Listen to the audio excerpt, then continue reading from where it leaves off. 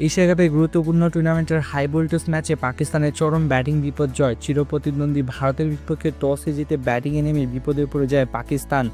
ইনিংসের প্রথম বলে ক্যাচ তুলে দিয়ে ফেরেন সাইম আইয়ুব। দ্বিতীয় ওভারের দ্বিতীয় বলে জাসপ্রীত বুমরার বলে ক্যাচ তুলে দিয়ে ফেরেন 3 নম্বর পজিশনে ব্যাটিংয়ে নামা মোহাম্মদ হারিস। 1.2 ওভারে মাত্র 6 রানে টপ অর্ডার 2 ব্যাটসম্যানের উইকেট হারিয়ে কোণঠাসা হয়ে পড়ে পাকিস্তান। দলকে খেলায় ফেরাতে চেষ্টা করেন ওপেনার সাহেবজাদা ফারহান ও ফখর জামান। তৃতীয় উইকেটে তারা 38 বলে 39 রানের পার্টনারশিপ গড়েন। একটা পর্যায়ে 2 উইকেটে পাকিস্তানের সংগ্রহ ছিল 45 রান। এরপর তারা খেই হারিয়ে ফেলে। মাত্র 19 রানের ব্যবধানে পাকিস্তান হারায় 4 উইকেট। দলীয় 45 রানের অক্সর প্যাটেলের বলে ক্যাচ তুলে দিয়ে ফেরেন ফখর জামান। তিনি 15 বলে মাত্র 17 রান করার সুযোগ পান।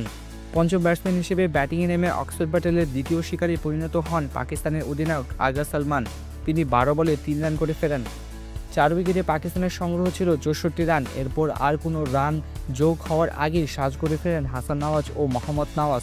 তারা দুজনেই কুলদীপ যাদবের ঘূর্ণিবলে বিক্রান্ত হন। এশিয়া কাপের 17তম আসরের ষষ্ঠ ম্যাচে মুখোমুখি ভারত পাকিস্তান।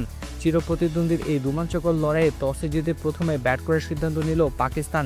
দুবাই আন্তর্জাতিক ক্রিকেট স্টেডিয়ামে ম্যাচটি অনুষ্ঠিত হচ্ছে। আজকের আগে টি-20তে 2 দল 13টি ম্যাচে অংশ নেয়। এর মধ্যে 10টিতে জয় পায় ভারত, 3টিতে জয় পেয়েছে পাকিস্তান। সর্বশেষ 2024 টি-20 বিশ্বকাপের রুদ্ধশ্বাস ম্যাচে পাকিস্তানকে 6 রানে হারায় রোহিত শর্মার দল।